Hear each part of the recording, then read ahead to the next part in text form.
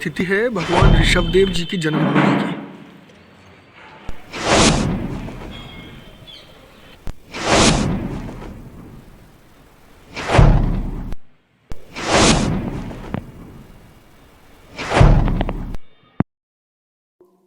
अयोध्या में हर तरफ धूम है राम जन्मभूमि की। आपको बता दें कि जैन धर्म के प्रथम तीर्थकार भगवान ऋषभदेव जी की जन्म स्थान भी अयोध्या में ही है। जन्म कल्याणक का स्थान।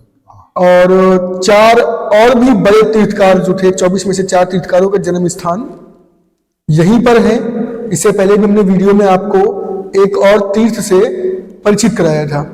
अभी हमारे साथ दिल्ली से आए हुए एक जैन तीर्थ पर दर्शन करने आए हुए एक अंकल जी हैं। इनसे हम जानेंगे इस तीर्थ के महत्व के बारे में और इस स्थान के परिचय के बारे में। जैसा कि आपने देखा है, हमारे जैन धर्म के 24 तीर्थंकर हैं। 24 में जो सबसे पहले भगवान ऋषभदेव, जिनको भगवान आदिनाथ के नाम से भी जाने जाते हैं। प्रत्येक तीर्थंकर के 5 कल्याणक होते हैं, जिसमें सबसे पहला होता है जन्म कल्याणक। तो इस जन्म कल्याणक यहाँ पे उन 24 में से 5 तीर्थंकरों का जन्म कल्याणक का स्थान अयोध्या है। ठीक है, आज राम जन्मभूमि बनने से, राम मंदिर बनने से यहाँ का काफी महत्व बढ़ गया। पूरे हिंदुस्तान से, पूरे संसार से लोग इसे जान रहे हैं। परंतु जैन मानने वालों के लिए, जैन मताधिकारियों के लिए अयोध्या का महत्व चिरकाल से चला आ रहा है, क्योंकि ये भगवान आदिनाथ के जन्म कल्याणक, भगवान अजितनाथ के जन्म कल्याणक, भगवान अभिनंदन नाथ के जन्म कल्याणक, भगवान अजितनाथ के जन्म कल्याणक और भगवान धर्मनाथ जी के जन्म कल्याणक की भूमि भी यह अयोध्या है। इसलिए जैन धर्म को मानने वाले लोगों में इस जगह का एक खास महत्व और खास विश्वास है। सभी के चरण यहाँ पे बने हुए हैं। जैसे इस जगह पे अपने ऋषभदेव भगवान के, जो कि आदिनाथ भगवान के नाम से भी जाने जाते हैं, उनके चरण है। इसी तरीके से यहाँ पे जगह जगह पे बाकी 4 भगवानों के भी, जिनके जन्म कल्याणक अयोध्या भूमि में हुए, उनके चरण बने हुए हैं। एक सवाल जो मैं आपसे पूछना चाहता हूँ, अभी आप आए तो यहाँ ताला खुला, मंदिर की जो व्यवस्था है, साफ सफाई है, लेकिन जो एक नियमित सेवा जैन धर्म के अनुयायियों के द्वारा होनी चाहिए, जैनों के द्वारा होनी चाहिए, वो 4 स्थानों में से किसी भी स्थान पर पूर्ण रूप से देखने को नहीं मिल रही है। जबकि ऐसा नहीं है कि जैन सेवा में किसी से पीछे हो या जैन धन बल या किसी शक्ति में किसी से पीछे हो। राजनीति से लेकर और व्यापार तक हर जगह जैनों का अच्छा वर्चस्व है। उसके बावजूद भी प्रथम तीर्थंकर के अलावा 4 और बड़े मंदिरों के होते हुए भी यहाँ पर जो गतिविधियां होनी चाहिए वो नहीं है। दरअसल इसके पीछे जो एक मेन कारण है कि अयोध्या इस क्षेत्र के अंदर जैन समाज इतना ज्यादा नहीं है जितना कि हिंदू समाज, राम जन्म के, राम जी के मानने वाले, या फिर जो मस्जिद थी उसके मानने वाले लोग थे। जिस तरीके से यहाँ पे एक हमारा कल्याणक की जगह और है रत्नापुरी, जहाँ पे कि बाबरी मस्जिद के लिए अब जगह दे दी गई है, वहां पे भी 550 घर मुसलमानों के हैं और जैन परिवार एक भी नहीं है, जबकि वहां पे भी कल्याणक है। तो इस कारण से, क्योंकि यहाँ पे जैन समाज थोड़ा कम है, अब धीरे धीरे क्योंकि राम मंदिर के कारण सभी लोग आना शुरू होंगे तो जैन भी आएंगे, लोग आएंगे। तो यही कारण है कि यहाँ पे जब आते हैं और समाज की व्यवस्था में बंदर आपने देखा आसपास बहुत ज्यादा है कि मंदिर में आके किस तरीके का उपद्रव ना करें।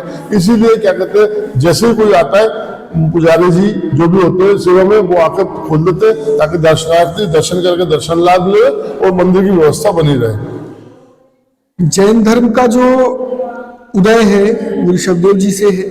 वैसे तो चिरकाल तक है, लेकिन ऋषभदेव जी के कह सकते हैं। तो ये उनकी राजधानी है, वो यहाँ के राजा थे और उनके पुत्र भरत को यहाँ का राज मिला। उन्होंने यहाँ पर विनिता नगरी के राज्य से इस पूरे क्षेत्र पर राज किया। अयोध्या की पुराना नाम विनिता नगरी है, जो हमें जैन पुस्तकों में मिलता है। जैन पुस्तकों में आज भी देश के सभी स्थानों का असली नाम, जो प्राचीन नाम है, वो देखने को मिलता है। और सिर्फ मैं कह सकता हूं कि जैन धर्म के ही पुस्तकें ऐसी बची हैं जिनमें अपडेट नाम नहीं है। अभी भी वो पुराने नाम, वो पुराना पहचान सिर्फ जैन धर्म के ग्रंथों में मिलता है।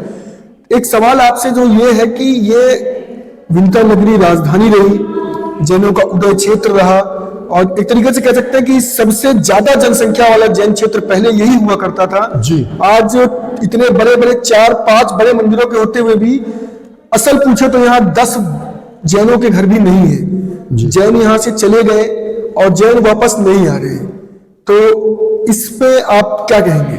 नहीं, परंतु ऐसा लगता है कि जिस तरीके से यहाँ पे राम मंदिर के बनने से अब इस अयोध्या क्षेत्र का ही पूर्ण विकास होगा, तो निसंदेह जैन लोग भी यहाँ वापस आएंगे। क्योंकि यहाँ पे जिस तरीके से आज आपने प्रश्न उठाया है, तो हमें भी लग रहा है, जैसे मैं अभी दिल्ली से आया हूँ, कि यहाँ पर जैन समाज के कुछ घरों का होना जरूरी है। उस हिसाब से व्यवस्थाएं भी यहाँ पे बननी चाहिए। और मैं तो अभी भी यही अपील करूंगा, जो आसपास रहते हो, जो 25-50 किलोमीटर बाराबंकी लखनऊ वाले लोग, कि कुछ घर यहाँ लेके और एक आध बच्चे को यहाँ पे छोड़े, ताकि जैन धर्म का बिल्कुल यहाँ से निर्मूल खत्म ना हो पाए, आगे बढ़े, समाज बढ़े। जैन धर्म के मंदिरों में सेवक हैं, लेकिन वो जैन धर्म से नहीं। इससे पहले भी 1-2 मंदिरों में हमने दर्शन कराए आपको, वो जैन धर्म से खुद नहीं। तो जैनों से भी एक निवेदन है, आशा लक्ष्य के माध्यम से मैं भी कर रहा हूँ, और मैं समझता हूँ कि जो भी प्रमुख हैं वो सभी निवेदन कर रहे हैं कि जो भी हमारे प्रमुख तीर्थ हैं, जैनों के प्रमुख तीर्थ हैं, वहां पर एक एक घर तो कम से कम जरूर बनाएं।